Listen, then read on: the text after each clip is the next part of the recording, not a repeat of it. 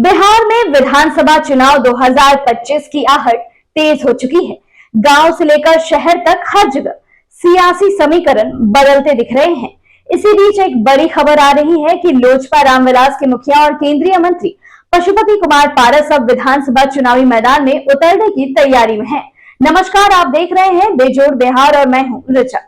सूत्रों के मुताबिक महागठबंधन के भीतर पारस की पार्टी ने मोकामा, लखीसराय, कुशेश्वर स्थान, अलौली जैसे कुछ अहम सीटों पर दावा ठोक दिया है और चर्चा में सबसे ज्यादा है राजापाकर का नाम।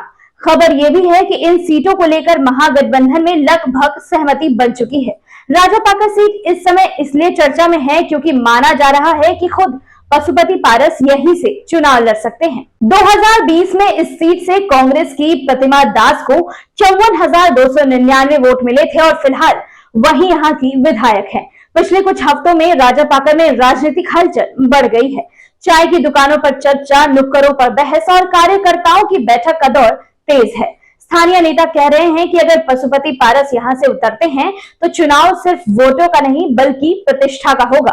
आपको बता दें कि पशुपति पारस, जो अब तक संसद और केंद्र की राजनीति में सक्रिय रहे, अब विधानसभा चुनाव में उतरकर न सिर्फ अपनी जमीनी पकड़ दिखाना चाहते हैं बल्कि महागठबंधन में अपनी राजनीतिक ताकत भी बढ़ाना चाहते हैं। राजनीतिक विश्लेषक मानते हैं कि ये कदम उनके समर्थकों का मनोबल बढ़ाएगा, साथ ही बिहार की सत्ता की राजनीति में उन्हें एक नए स्तर पर पहुंचा सकता है। अब सबकी नजर इस बात पर है कि क्या पशुपति पारस सच में राजापाकर से ताल ठोकेंगे। अगर हाँ, तो 2025 का यह चुनाव इस सीट पर एक बड़ा और हाई प्रोफाइल मुकाबला बन जाएगा।